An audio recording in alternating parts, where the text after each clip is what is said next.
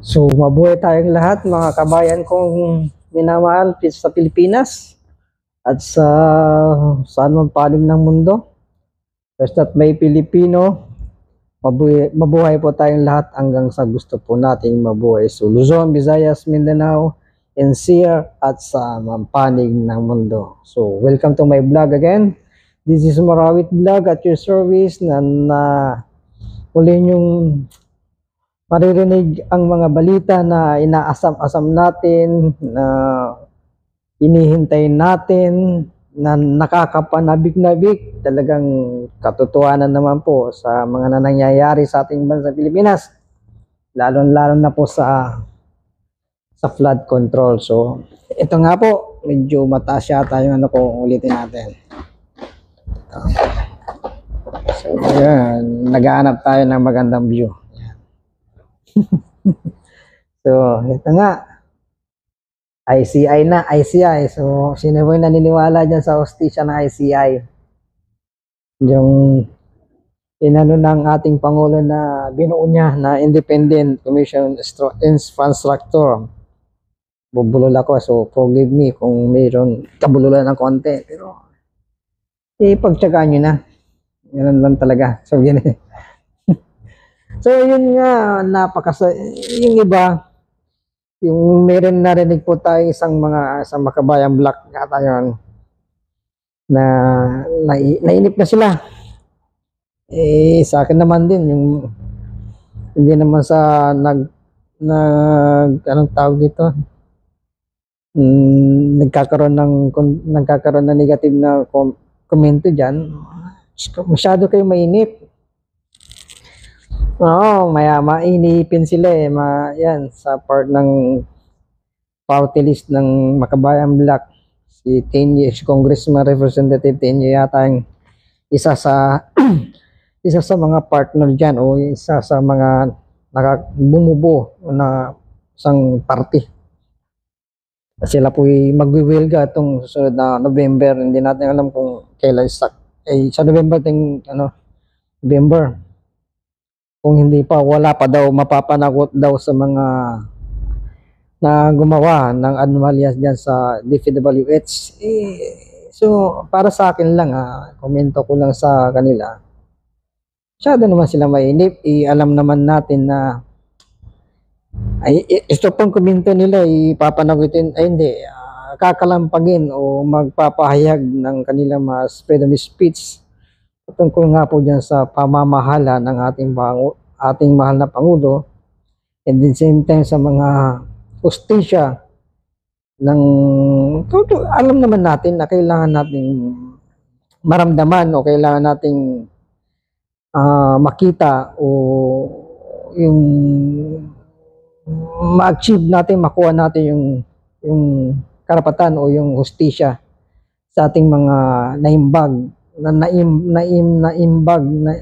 naimbag sa mga taxes natin. Kasi ano naman natin, tayo rin din nagtatax sa lahat ng Pilipino sa mga panig ng mundo. Meron naman tayo talagang karapatan na malaman kung saan napupunta ang mga tax natin, kung ito ba'y nagagamit sa tamang proyekto o nagagamit sa tamang ng pang-ekonomiya, pang-angat ng ating bansang Pilipinas. So, yun nga po. Yan po para sa akin, nainip sila. Ang para sa akin lang din na baka para naisip ko lang, parang nilang walang ginagawa ang gobyerno. Siya nga, kasututuan na nga lang, kaya nga nagkaroon nga ng naisiwalat yung flood control na yan, dahil nga po sa ating mahal na Pangulo. Ibinunyag,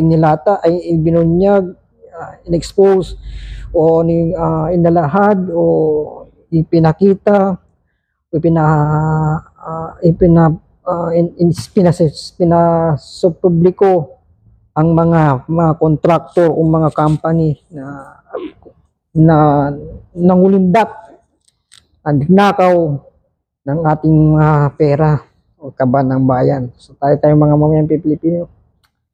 So, yun parang sa akin lang talagang masyado naman silang, nakikita naman nila, halos araw-araw naman binabalita na mayroong ginagawang gobyerno. May ginagawa mga Department of Justice, ginagawa ang mga justice natin, ombudsman, Supreme Court, in the same time, yung binuo ng ating Pangulo na ICI. Tapos sabihin nila na parang muli silang sa lansangan upang ipanawagan yung rally, di ba? Hindi naman kayo nagsawa yan sa rally-lanin. Siyempre, kung may rally, sila ng pera yan, mag-ano ng mga tao. Ibig sabihin, tawag dito, ito, gawin natin to, punta na ng sangan, magwilda ka tayo, paramdam natin ganyan. Siyempre, walang involved na pera dyan. Hindi natin alam kung saan kayo pumupunta, hindi natin alam kung yung pag-will kayo dyan, Diyos ko. Hindi ko naman sinasabing wala kayo na itutulong o kumbaga maging muna, tawag dito. Alam niyo naman na araw-araw nga kayo nandiyan nga kayo sa pwesto na yan. Kita niyo naman. Nagpayag na, ito na yung hinihintay niyo. So ang AICI at mga departamento ng justice, mga naghahanap ng konkrito, siyempre konkrito sa mga abogado diyan. Siguro kung abogado po kayo diyan, si Congressman niyo sa kanyang kasalan sa Makabayang Black o na yan.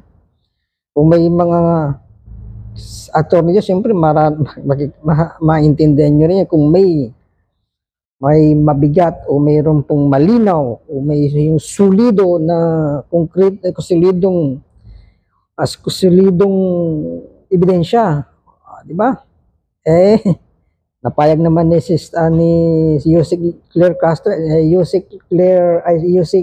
Attorney Claire Castro na hindi naman basta-basta na yung kaso na yan. Kasi nga, kung wala naman, ampaw naman yung magpa-file ka kagad ng kaso, sa kasuhan sila kagad no wala pang mabigat ebidensya. Balikan kayo. O di kay sasabihin na walang kaso-kaso na nag-ano nila, wala namang ampaw naman. O di ba? Sino na mapapahiya niyan? Diyos ko. Wala naman akong alam, hindi naman ako abogado, isa lang akong ordinaryong tao. Isa lang din ako isang barbero. Pero may hilig din talaga ako sa mga balita. Mga balita talaga sa Pilipinas, naabangan ko yan lagi. Ang nangyayari sa Pilipinas, Diyos ko. Lagi tayo nakaantabay niya kahit sino naman yung presidente noon. Nagkamulat na ako na mula from kay Cory na pinababa nila si ginawa nila ng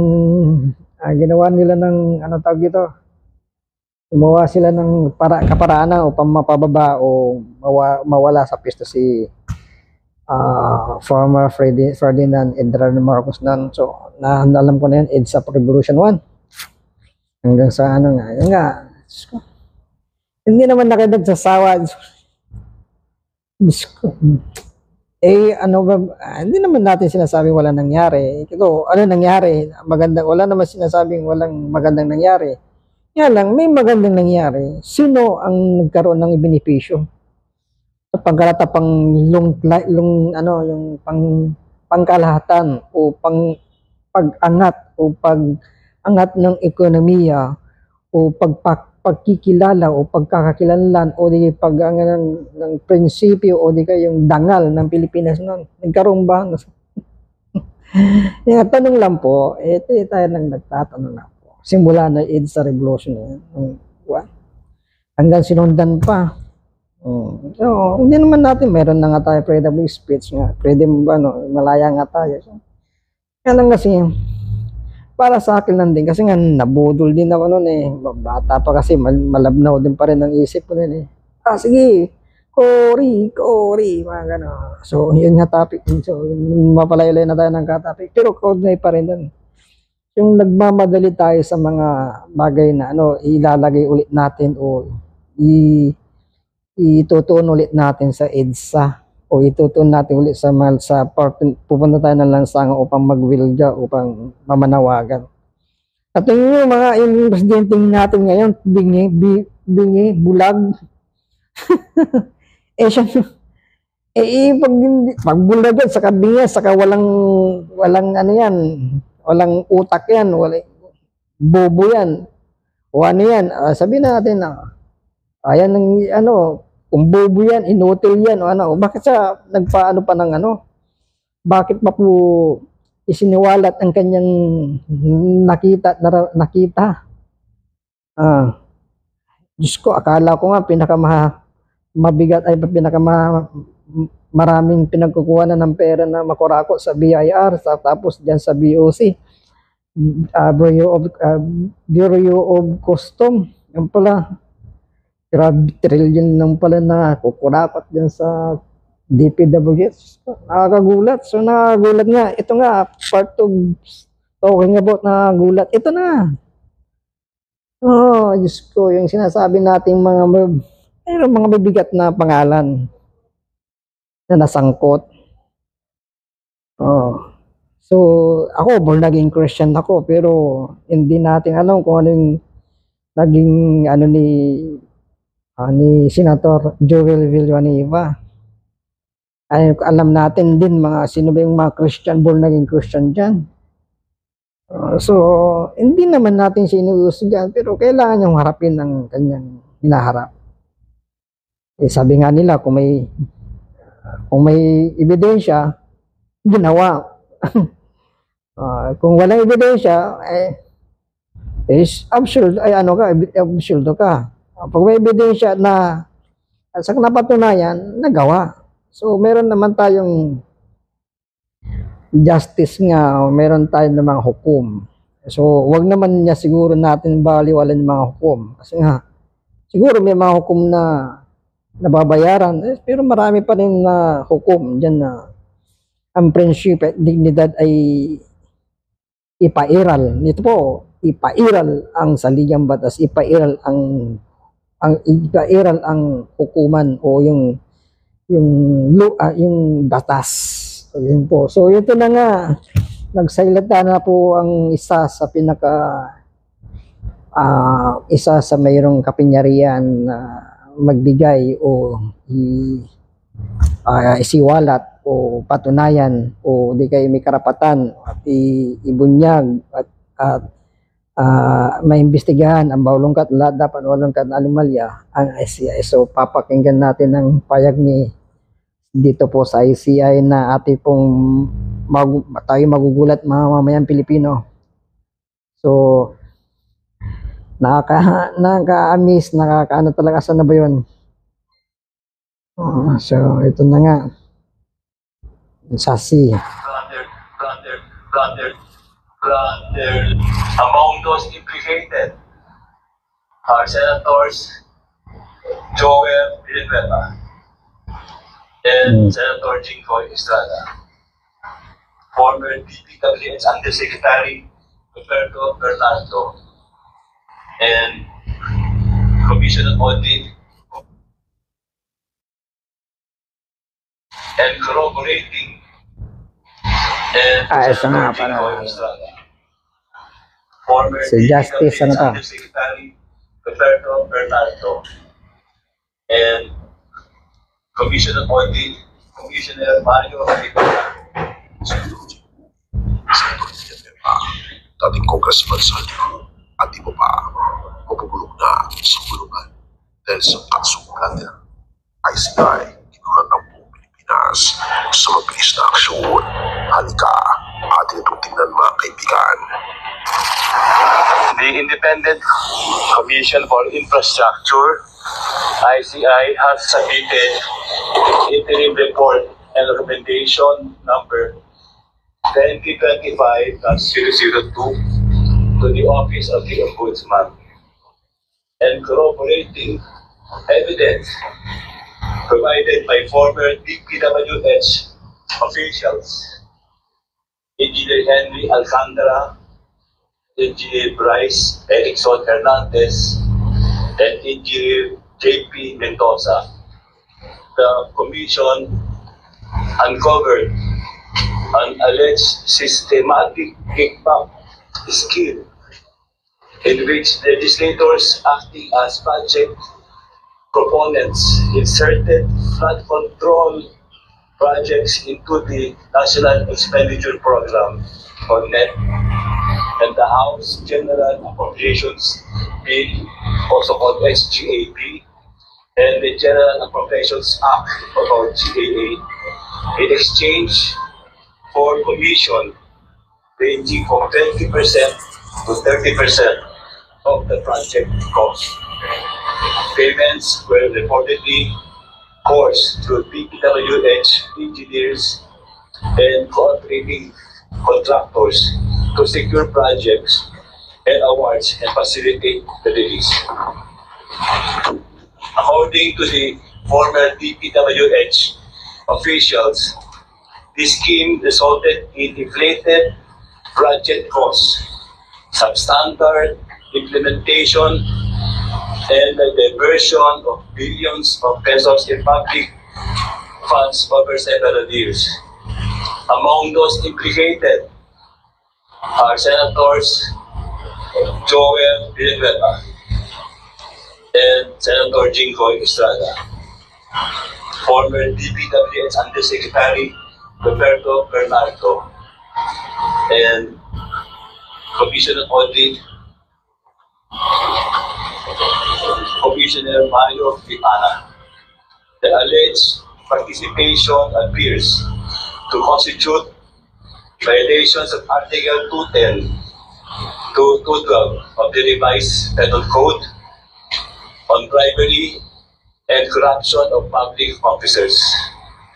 Sections 3B and 3C of the Public Act number 3019, known as the Anti-Graft and Corrupt Practices Act, and Section 2 of the Public Act number 7080, Plunder Law, given the magnitude of the funds involved.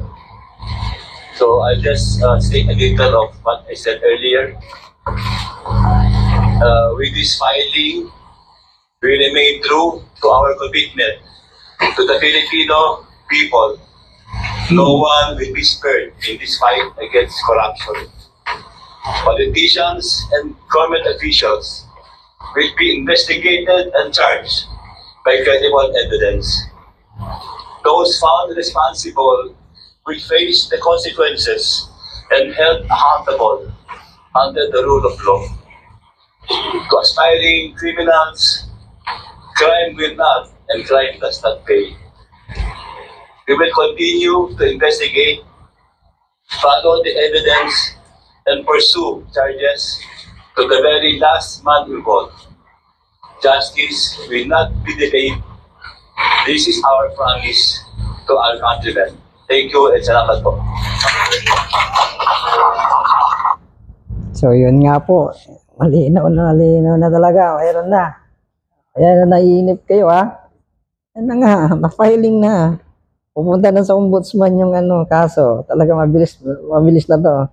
Napatunayan naman na siyempre hindi mo nang basta-basta mga ICI na yan, mga abogado rin yan mga Chief Justice yung nagsalita rin na retired Chief Justice yun. So hindi naman basta-bastang batas kamote lang yan o batas bukid. Pero nakakagulat din talaga kasi nga nasubaybayan ko rin sa yung pagtutunan muna natin si Joel Villanueva. Siyempre kapatiran natin yan sa pananampalataya. Sabi naman din sa sabi na kumbaga hindi lang siya siguro nakapag-ingat nga.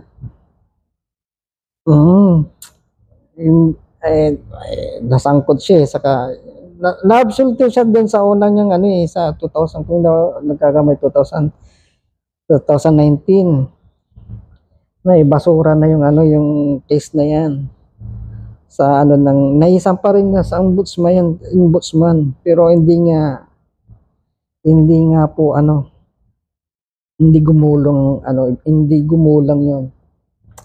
So, nakakalungkot naman. Nawa, malagpasan niya yung ano na yan, yung kaso na yan. Plunder kasi, no? Mabigat yung narinig naman natin. Plunder ng bagsak kasi nun eh. Siyempre, pera-pera, bulto-bultong pera eh. Nakakalungkot na.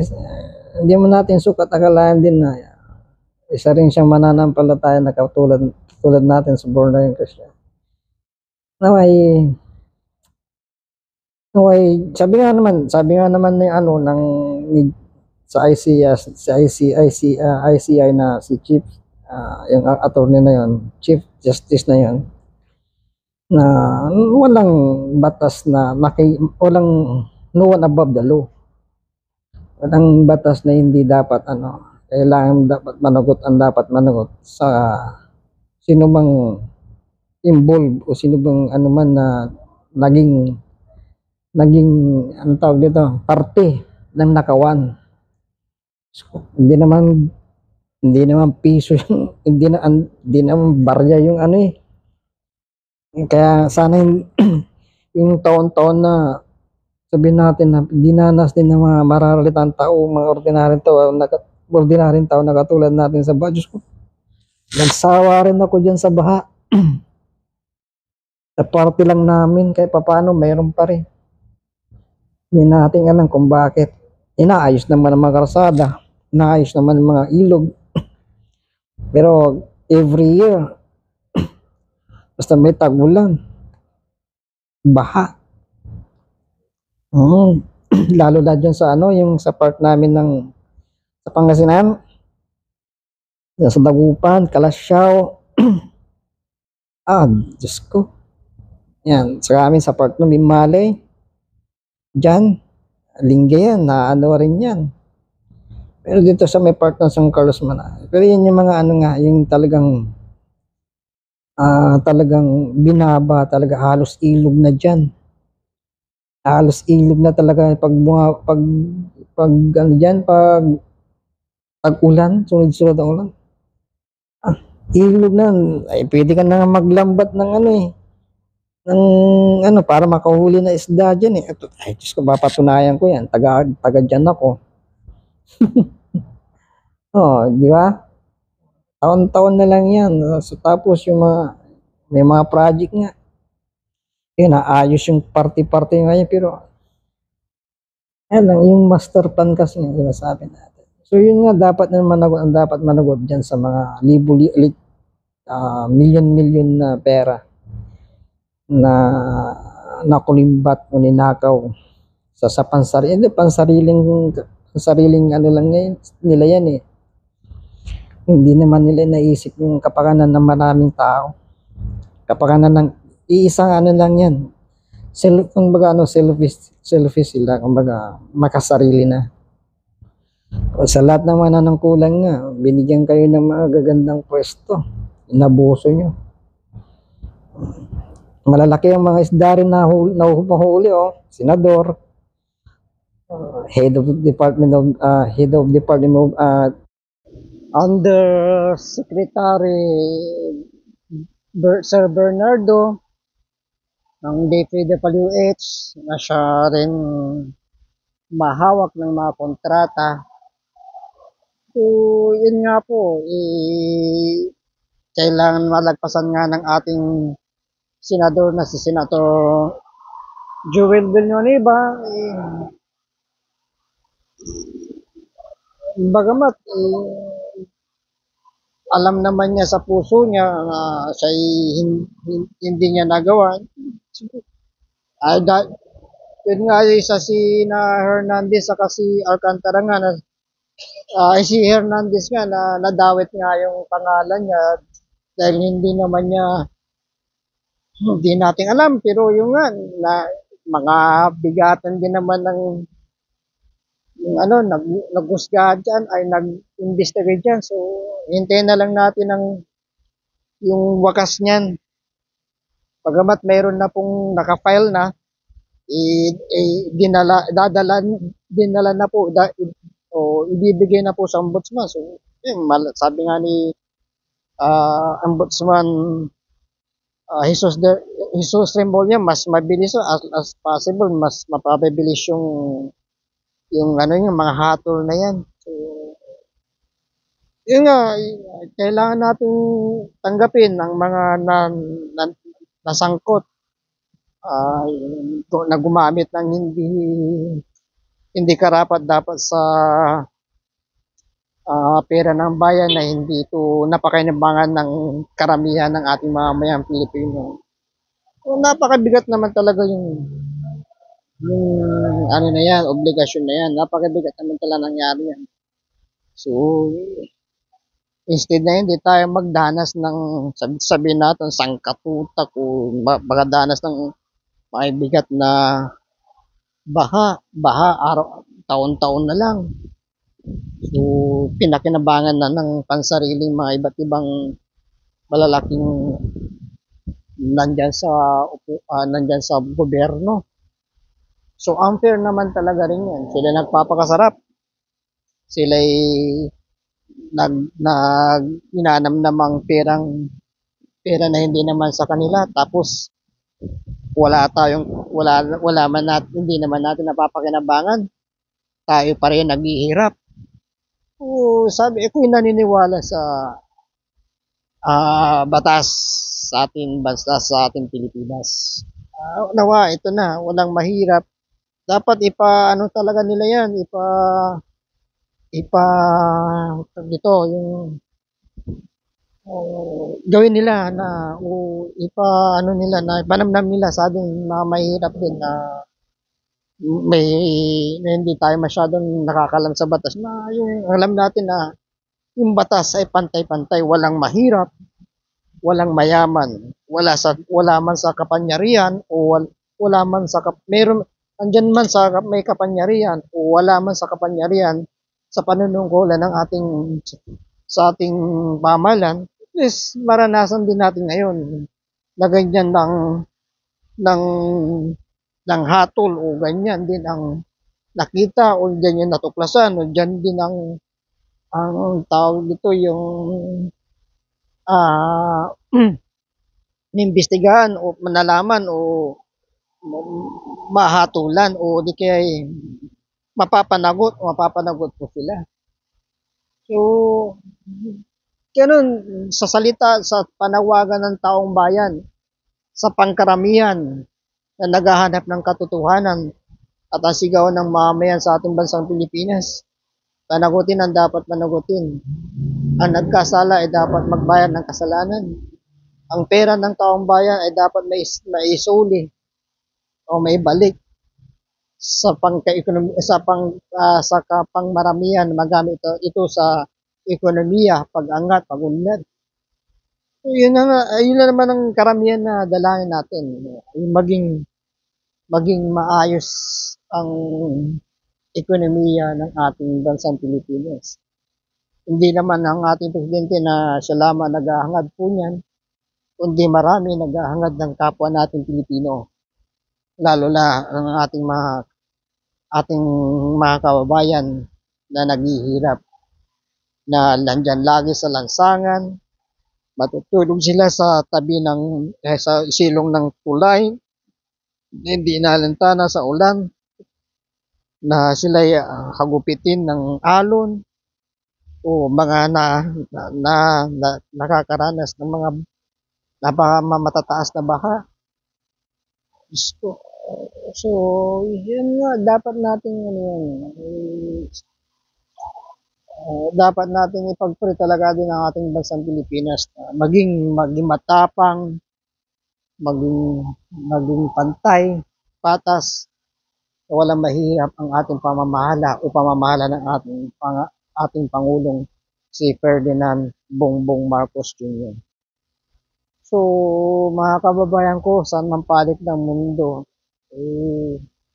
patuloy natin ipanalangin ang ating bansa sa panunungkulan ng ating mahal na Pangulo sa kanyang pinagmulan ng ito'y nabunyag, ito'y kanyang nilahad at isinawalat, ipinakita sa taong bayan na napakalaking pera na nawala sa kaban ng bayan dahil sa itong mga unselfishness, mga selfishness, mga makasarili sa kanilang sa kanilang sa kanilang pang-interest lamang sa kanilang sarili. Ginamit ang pera ng bayan sa kanilang kasiyahan lamang, sa kanilang pagmamayaman ng kanilang mga bulsa. Sana maintindihan ng bawat Pilipino. Sana maintindihan din ng bawat mga sangkot sa pamilya nito. Justice naman ang nahanap natin. Ganun din po sa inyo sa mga pamilya na sangkot. Alam natin, maintindihan po natin.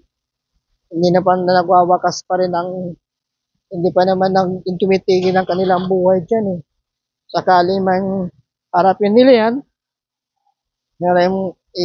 mapatunayan sila nga po sila nagkasala, at least,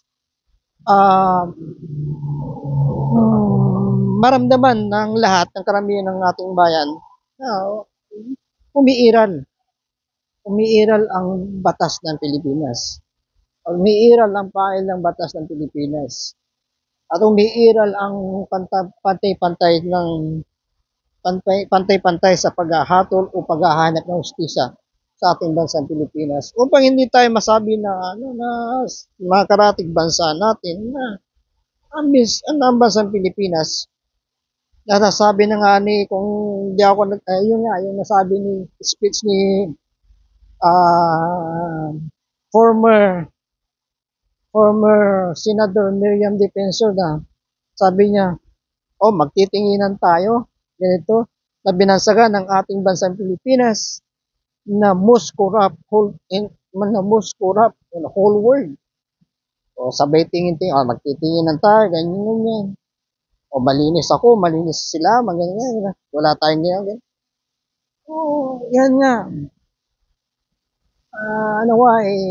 Sa puntong ito ay sa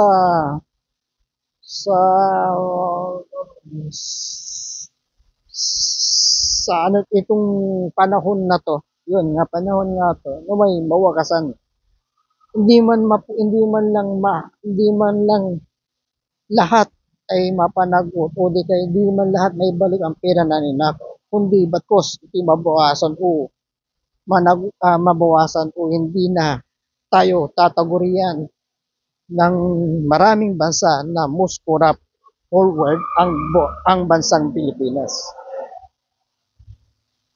So, para naman dito muli nating makikilala sa pag nagkataon po talaga na mapanagot ang dapat managot, makulong ang dapat makulong sa nangyaring ito sa iskandalo nito o sa hostisya na to. So, God bless po, Philippines, mabuhay ang bawang Pilipinas.